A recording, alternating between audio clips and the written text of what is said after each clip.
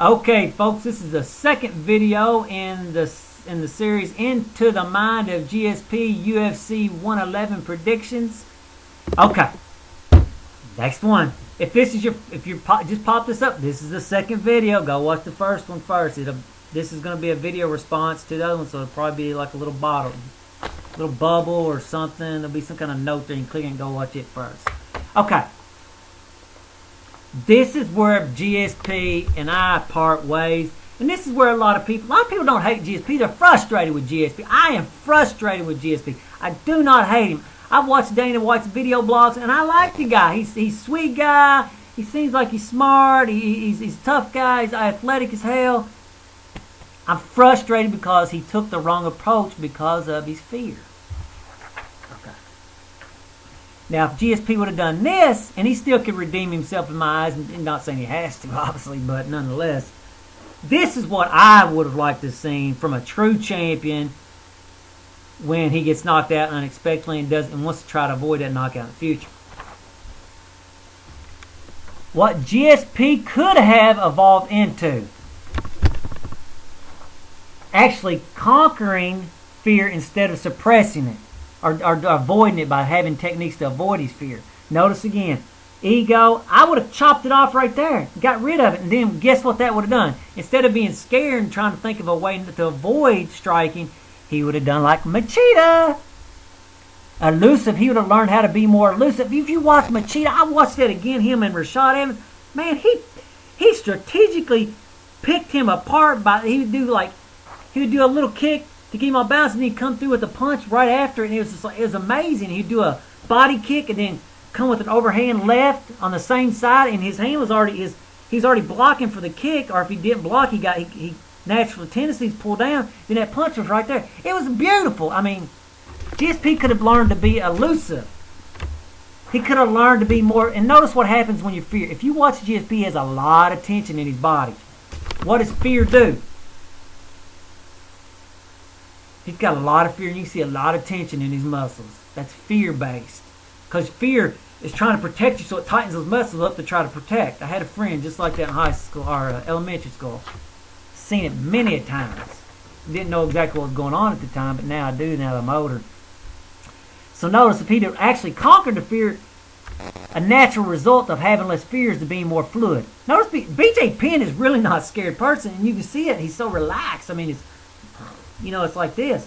But when you're scared, it's like that, And I think a lot of times you see that the difference between white and black folk is that white folks have a lot of fear, and that causes them to tense up. Oh, and people, what are they going to think about me if I'm dancing on the dance floor? And the black person like, yeah, woo, party on, baby. There's no fear, so there's no tension, and the fluidity is really there. So again, that's my problem right there. People, I think Russ something or other said, what's your problem with GSP? That's my problem. I'm frustrated. And I think a lot of people are frustrated, and it comes out as hatred when really it's like a 2-year-old. You're frustrated because you're not getting what you wanted to see from him. Instead, GSP digressed into safety first. Instead of evolving into a greater man and a greater fighter, he digressed into safety first. So fear, all that other stuff of invincibility, we don't have that luxury anymore. We're scared. We want a systematic approach. Notice if you hear the Jacksons, they go, oh, we got a systematic approach to breaking our opponent down. What kind of person wants a systematic approach? A scared person, because they don't believe that they can cope with all the dynamics. You have to have a safety first mentality. And it will backfire eventually. It's already backfired. You don't have as many fans as he would have had.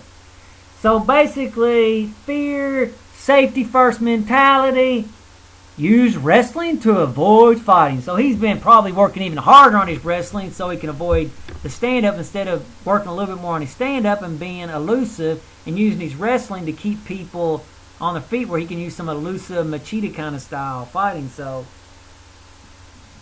and during the course of doing this video, it made me realize something about the Greg Jackson camp.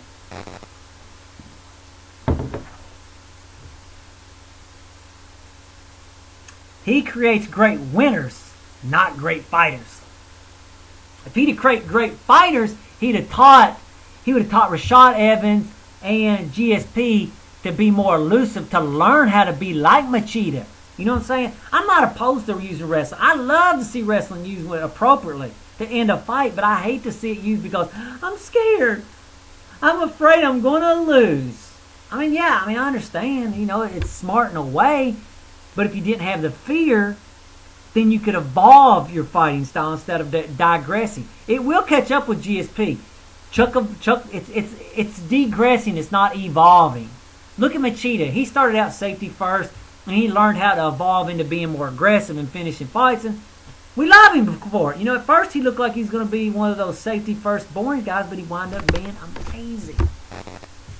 Hopefully he doesn't go into safety first after his questionable decision with Shogun. Okay. What is the future for GSP? And this is my whole point. If you didn't get caught up in the fear, you wouldn't have this kind of future coming. You'd have had a different future.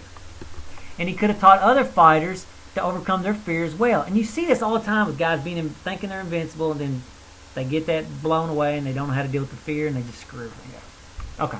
So here's the future for GSP. Okay, so we got the ego, the fear. Well, look, I talked about, though, from fear comes tension in the body. And when you have tension in the body, when you're younger, you can get by with it more because your muscles can handle it more.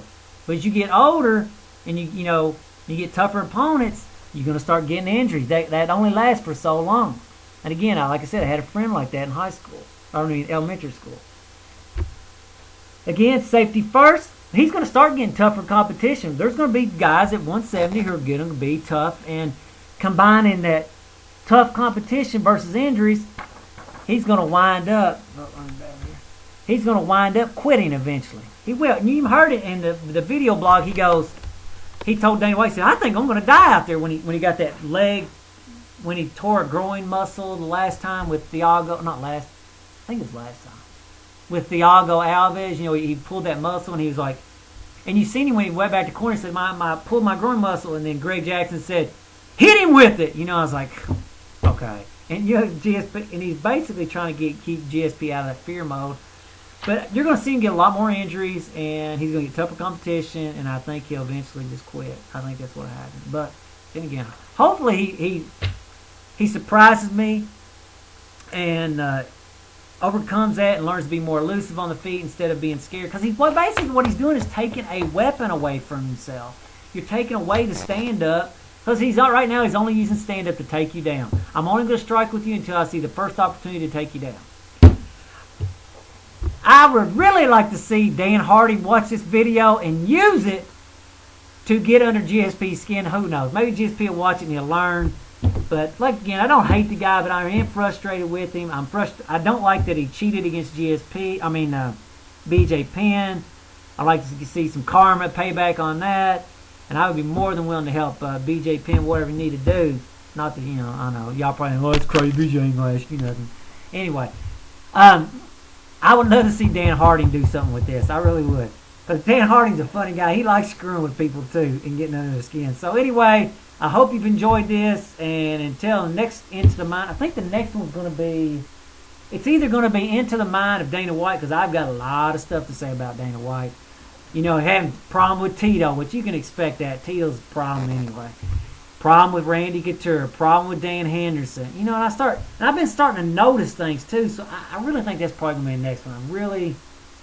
It might be into Brandon Vera, but I think the Into Dana White's going to be a much more interesting video. I think it's going to be like this one. It's pretty interesting because this is an interesting thing. Here's what I like to say. I can see around a corner if I can see somebody look. Let's say there's a room and I can't see into the room, but I can see somebody looking into that room. If I see enough people looking in that room, I can eventually understand what's in that room or have a pretty good idea. And I've been seeing a lot by watching the behind the scenes and just seeing the way they interact with Dana, to how he really treats them when he's off the video blog and stuff. And it's just, I've been really seeing a lot of stuff. I think that's the one I want to do next. I've got a lot of psyched up energy for it. So, till the next video, and I hope you've enjoyed it as much as I did creating it.